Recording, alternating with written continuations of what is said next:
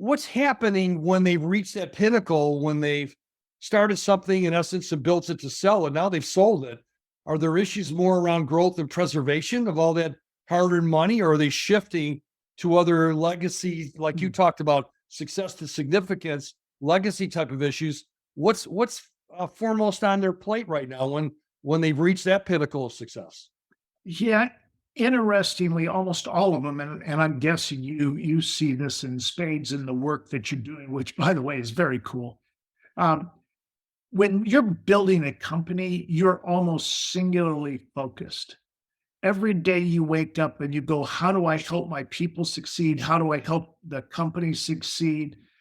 And then you sell the business, and your last day comes, and you're really excited, but you have no idea what you're running to. You know what you're running from, but unless you've done the work to figure out what you're running to, you wake up that next day and you have no clue what you're going to do. What's going to fill that void? And I've now walked beside so many of them. And that's why, the work that you're doing, which is to help them sort through that, to figure out what is that purpose, what is that cause that they're now going to be focused on, Yeah. that they're going to drive towards because that's who they are. But it's to find it. Hmm. It builds on that shoe metaphor as well. They're Yeah. running. They're running. It's the Forrest Gump, right? I'm just not started running, right? He just didn't stop. And it's like, and all of a sudden you've been working and working and doing and driving towards success, singular focus. And all of a sudden there's a payday. And it's like, oh my gosh, what's next, right? So Hmm. I'm curious, when you talk to some of these folks, some of them are better as coaching clients. Some of them are probably pains in the rear end, I would think, because they're trying to figure things out for themselves. They just don't know it yet. What makes for a successful, business or life coaching client, whether they're still in that singular focus, or let's say they've had that liquidity event? What are some of the characteristics of people that you really love to work with that inspire you as well? Hmm. That they know that they don't know. Hmm. It's when they know they don't know what they're going towards and they want to figure it out.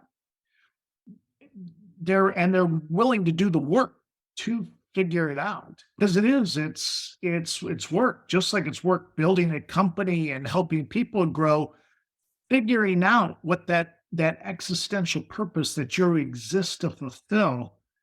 It's not always right at the tip of your tongue. In fact, I find it rarely is. So the people I love to coach, especially those that have post liquidity event, they are going, like you said, they're running. They're going to keep running. The Yeah. question I always ask is, what are you running to? Yeah. I love that thought. And helping them slow down enough that they can go slower in order to go faster. They're still going to do some incredible things. I know people now that are on their third or fourth big thing.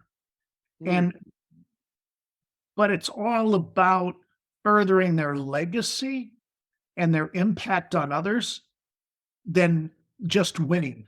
Success in and of itself is empty. If you don't figure significance out, all you're ever going to do is run and you're never going to be full. Oh, well, that's pretty heavy there, buddy. I'm- That's and yet that's no, what, you're right on. it's what coaching really is all about.